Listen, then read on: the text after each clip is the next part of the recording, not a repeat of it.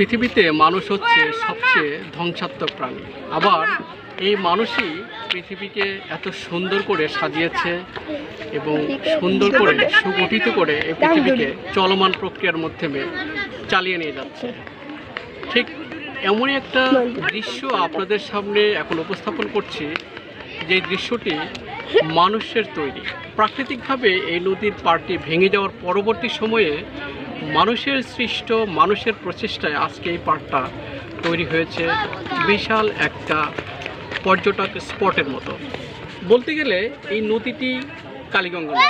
এই কালীগঙ্গা নদীর পাড়টা ভেঙে যাওয়ার পর মানুষই এই নদীর আবার পুনরায় নদীর পাড় পুনর্নির্মাণ করে এবং নির্মাণ প্রক্রিয়াটা এত সুন্দর এবং এতটা সাবলীল, যেটা আমরা দৃশ্যে দেখতে পাচ্ছি। এটাকে আমরা বলতে গেলে মিনি কক্সবাজারও বলতে পারি। এই মিনি কক্সবাজার শুধু যে কক্সবাজারের ঢেউ এটাকেই বলা হয়, আসলে এরকম না।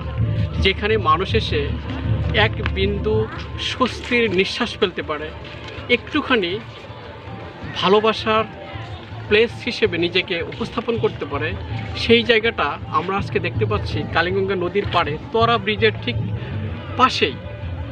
এই জায়গাতে তৈরি হয়েছে এক পর্যটন স্পট। এই পর্যটন স্পটে যখন আপনি আসবেন তখন দেখতে পাবেন অসম্ভব সুন্দর একটি দৃশ্য, যে দৃশ্য অবলোকন করে আপনার মনের গভীরে তৈরি হবে এক অন্যরকম অনুভূতি। আর সেই অন্যরকম অনুভূতিটাকে আপনাদের সামনে উপস্থাপন করার জন্য চেষ্টা করছি এবং দেখানোর চেষ্টা করব এর ব্যাপকতা এবং বিস্তৃত দৃশ্যগুলি। তো বন্ধুরা, চলুন আমরা দেখে নেই সেই কালীগঙ্গা নদীর তীরে সেই পর্যটন স্পট মিনি কক্সবাজার।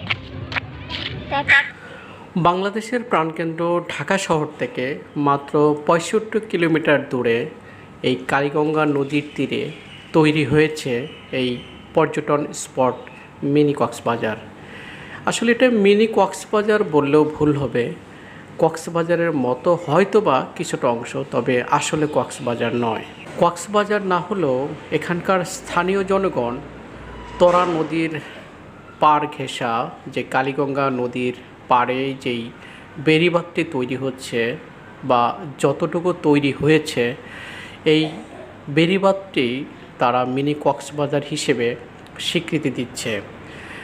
আর তারই স্বীকৃতিস্বরূপ সকালে এবং বিকেলে দেখা যায় সাধারণ মানুষের আনাগোনা, অবসর সময় কাটানো এবং সুন্দর মুহূর্তগুলি উপভোগ করার জন্য, সুন্দর দৃশ্য, প্রাকৃতিক দৃশ্য উপভোগ করার জন্য এখানে লোকজন এসে সময় পার করে, নিজেকে উপভোগ করে প্রকৃতির একেবারে কাছ থেকে অবলোকন করার জন্য।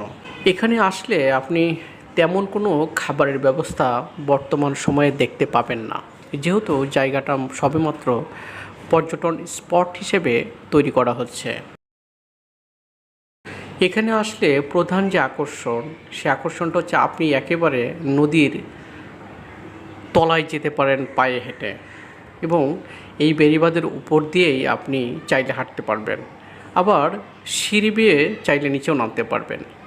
এখানে এমনভাবে ব্লকগুলি তৈরি করা হয়েছে যেন কোনো অবস্থাতে আপনি পা পিছলে কোনো দুর্ঘটনার শিকার না হন। অর্থাৎ আপনি একেবারে বেড়িবাঁধের উপর দিয়েও চাইলে খালি পায়ে অথবা জুতা পায়ে হাঁটতে পারেন, এবং কিছুক্ষণ পর পর অর্থাৎ 100 থেকে 150 ফিট পরপরই একটি করে একেবারে নদীর তলায় নেমে যাওয়ার জন্য সিঁড়ি বানানো হয়েছে, যে সিঁড়ি বেয়ে আপনি নিচে যেতে পারবেন। কালীগঙ্গা নদীর পানি একেবারে স্বচ্ছ এবং পরিষ্কার।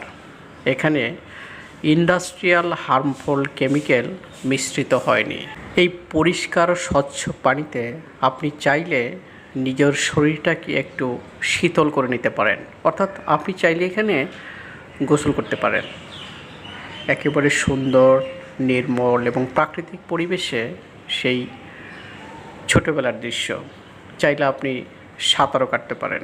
কালীগঙ্গা নদী এতটাই গভীর ছিল যে এখানে শোনা যায় এবং ইতিহাস থেকে জানা যায় এখানে কুমিরের আনাগোনা ছিল এবং অন্যান্য সামুদ্রিক ক্ষতিকারক এবং উপকারী প্রাণী, বিশেষ করে শুশুক বা শিশু এখানে দেখা যেত।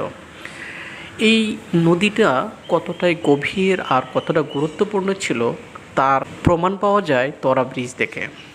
এত উঁচা ব্রিজ সাধারণত বাংলাদেশের কোথাও দেখা যায় না।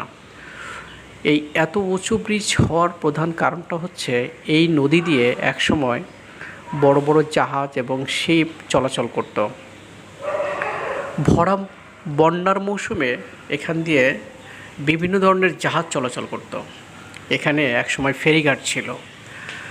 বর্তমান সময়ে ব্রিজ হওয়ার পরবর্তীতে সেই ফেরিঘাট উঠে গেছে এবং নদী আস্তে আস্তে ভরাট হয়ে গেছে। আর সেই ভরাট থেকে রক্ষা পাওয়ার জন্যই স্থানীয় জনগণ বা একটি মহল এখান থেকে বালি উত্তোলন করত এবং বালি উত্তোলন করতে করতে এই নদীর পাড়টি ভেঙে যায়। একদিকে বলা যায় নদীকে বাঁচানো অথবা নদীর গভীরতা ঠিক রাখা, আবার অন্যদিকে গ্রামের পাড় ভেঙে যাওয়া অথবা গ্রাম ধ্বংস হয়ে যাওয়া। ঠিক সেই গ্রাম ধ্বংস হওয়ার থেকে রক্ষা পাওয়ার জন্যই সরকারি উদ্যোগে এখানে তৈরি করা হচ্ছে বেড়িবাঁধ পর্যটন স্পট।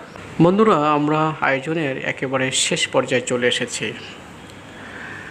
ভিডিও সংক্রান্ত যদি কোনো তথ্য বা মতামত থেকে থাকে অবশ্যই কমেন্ট করে জানাবেন। আমি চেষ্টা করব আপনার প্রশ্নের বা মতামতের উত্তর দেওয়ার জন্য।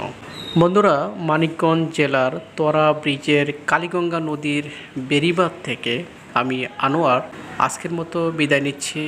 দেখা হবে পরবর্তীতে ভিন্ন কোনো আয়োজনে, ভিন্ন কোনো বিষয়ে। সেই পর্যন্ত ভালো থাকবেন, সুস্থ থাকবেন। আল্লাহ হাফেজ।